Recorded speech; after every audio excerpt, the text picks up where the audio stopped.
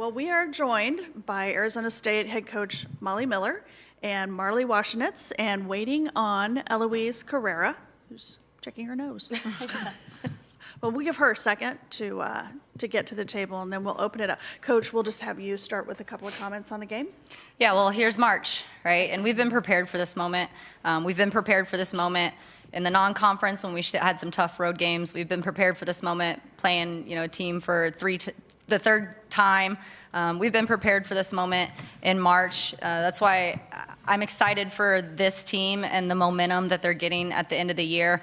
I think we can hang with anyone. You look at those teams with the double bye. We've beat one of them, and we were single-digit losses to West Virginia, Texas Tech, and Baylor. So it's been fun to see what we're potentially capable of, and now we've had to have different people step up in different moments. That's been fun to see this late in the year, and we're just grinding through, but we'll take this one. So 1-0 after our 0-0 clean slate. All right, questions for Coach and the student athletes. Just raise your hand and we'll get a microphone right to you. First up, right here on our left. Good evening. My name is Al High. I'm with the Highlights.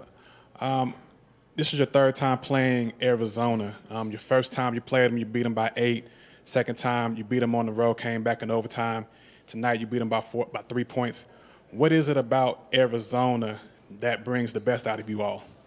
Yeah, they're a tough team, and obviously there's the in-state rivalry, and that's an underlying story every time you play. But they've got some good guards. They're scrappy. They mixed up defenses.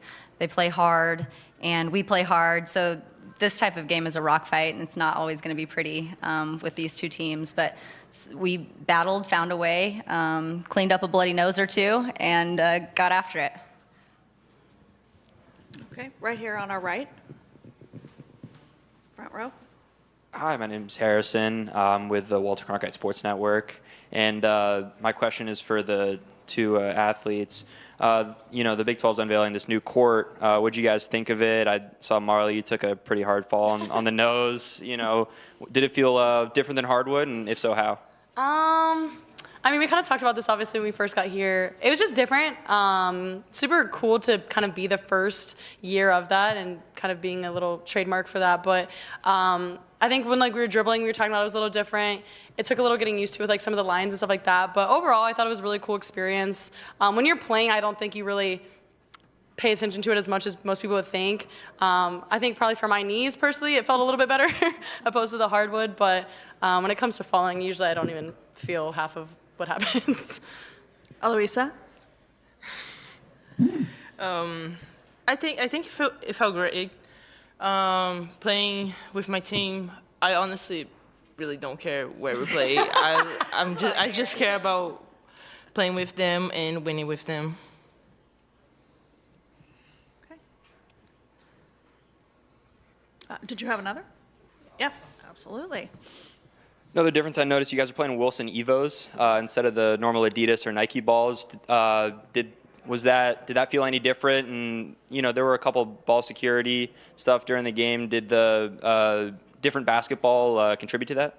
Not really. I think like what Elle said, just like being able to be on the court with my team and playing, and our staff does a good job of kind of like recognizing that stuff. Even when we play on the road and we're playing a Nike school, they usually kind of start implementing those balls into practice a couple days prior to, and so we played with probably every different kind of ball you can imagine at this point in the season, and so I don't think that's an excuse for us in this game. I think ball security and stuff like that, we knew they're a tough team, and we knew that they're scrappy, and so like we have to be tougher with the ball, and so I think just overall we've kind of been in this position before, and not really a big focus for us, but yeah.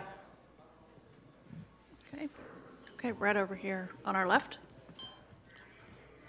You all jumped. You were down 10-2 early in the first quarter. What adjustments did you all make going forward to end up taking the lead by half? Yeah, we didn't really need to make adjustments. We just needed to settle in. I could feel that. You can get a feel and a vibe for your team, and we were a little tight. We needed to get stops, so we talked about 3 stops in a row. Energy being our edge on defense. Getting it started on that end will help our offense. Marley saw the ball go through the basket, which was helpful, and then we got some deep touches with L. So that opens when L and our perimeter can score. It opens up one or the other. So it was a slow start. It was a sluggish start, but I'm glad that we could kind of rally together after that first media and come out with some more defensive energy to help us. Front row right. Hi, I'm Mia Bensich for Walter Cronkite Sports Network. Marley, this is for you. In a one-possession game late, what gave you the confidence that your group would close it out? We have before. We've been there before. I think the biggest thing with this group is we know what this position feels like. We've had road games where we've had to close it out. We've managed time and score and practice. We've done end-of-game situations. A lot of that is being strong with the ball, making it a sure thing. We said no live ball turnovers either. And when there's a physical game like this, you want to attack the rim. And that's what we started to do, attack the rim. We wanted to get it inside to Elle because she was the hot hand, and she was being really physical down there. And when we step back and look at this game as coaches, we're probably going to be like, there's a lot of mistakes made on both sides. But if you can just kind of grit your teeth and pound your hand in your fist and finish it, then that's what we did towards the end of the game. And they were strong with the ball, and I was proud of their effort and their toughness. And then for the athletes, in the final timeout and towards the end of the game, this game was super close. What did the energy look like for you, or the message that Molly had for you? What did you and the team talk about? What really pushed you to get this win? Yeah, I mean, we knew that they were going to come in fighting. We knew this game meant more on both ends. We're not only playing for, the name on the back of the jersey, you're playing for the name on the front and the communities and the support. So we knew it was going to be a scrappy game, but just coming in and trusting their coaching staff, like, they've been in this position, we've been in this position, they know what they're doing, and so we just trusted them, and down the stretch, we knew we had to get stops. I mean, at one point, we were just, like, trading baskets, and that's what we kind of said in the timeout, was, like, we need to get stops, and that's kind of been our identity since the jump. So to get back onto track with that, and then at the end of the game, we had a great defensive effort by everybody. I mean, it was such a team effort on Shikapong at the end, because, like, the staff told us, we knew where it was going, and it went there, and we were able to get a stop. It was a team effort for sure. All right, on our left, Kathleen. Kathleen Geyer from the 9 Sports. Elle, you guys end up doubling them up in the paint for points, 36-18. What was working down there for you and McKenna? And just, do you like being in the position of having the ball on those last couple of plays? I do, and I love that my coach trusts me, my teammates trust me, to have the ball and score for them. So being in that position, it is a lot of pressure, but I love the pressure. Okay, back over here on our right. Hi, my name is Faith Wick. I'm with Inferno Intel, and my question is for the 2 athletes. Despite this game, this tournament being in Kansas City, Missouri, I feel like Arizona State had a really good turnout for fans. How did that make you guys feel? Like home, when I saw like the band and the fans and they were playing music and they were going at each other, the 2 bands, it really made me feel like home, and it was great. Yeah, definitely. I mean, to see the support that we had, even being in Missouri, just means a lot. I mean, to see the growth we've had just for our women's program in general this year has been amazing. So super grateful to all the fans, the cheerleaders, the band. Like she said, they were like going back and forth, and it was so funny because we were talking about it. But yeah, no, just super grateful and blessed to have the community we have here at ASU. All right, back there you go. Okay, so you get 0.2 seconds to enjoy this win. All right, Rachel, you're right. What does the next 12 hours look like in preparation for Iowa State? It's not a hard prep, it's an obvious prep of what you have to stop.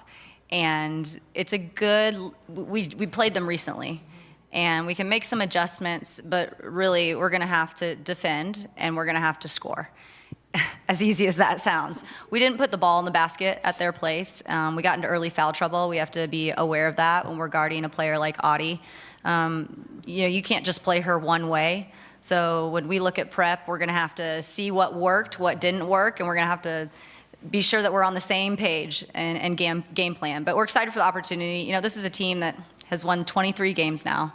We've had 10 conference opponents wins, and we're ready for this moment. We're ready for March. We're primed, and they'll be focused, and we will hit the books and the film and come out and give it our best.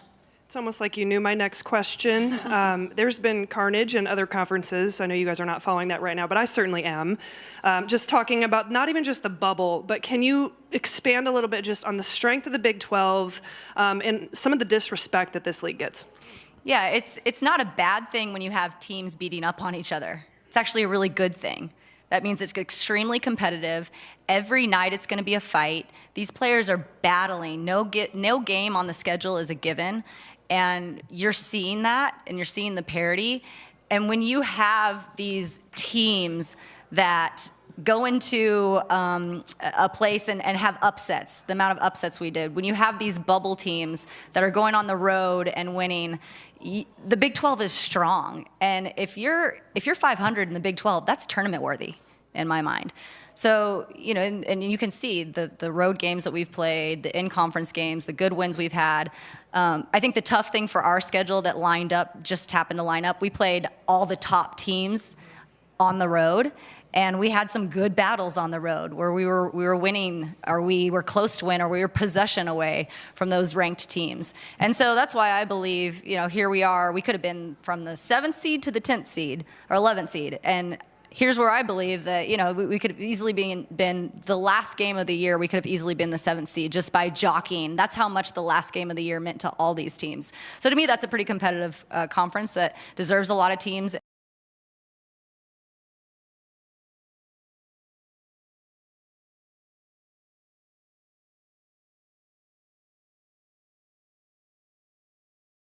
Conference that deserves a lot of teams in the tournament. There's a lot of teams that should be in the tournament, and the teams that will be in the tournament will have a really good showing. Okay. Front row, did you have another? Okay, last one. Oh, no pressure.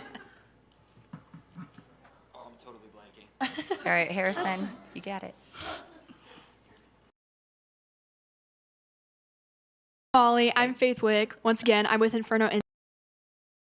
Into tomorrow's game, kind of like, is the locker room mindset going to be for you, for all the players, and the main message going in tomorrow? You don't get another chance. We've talked about you're done, you know, one and done in this tournament. And so your chance to prove yourself, to bolster your resume, to get a signature win is tomorrow. And we'll prep, we'll be ready. I'm excited. I asked some of the kids that were in foul trouble if that was their idea of getting some rest so they're fresh tomorrow. But we should have some fresh legs with hanging out on the bench with foul trouble today. So that's a good positive. All right, thank you very much. Thank you. Thank you. It's good to see some familiar faces. Thanks for making the trip.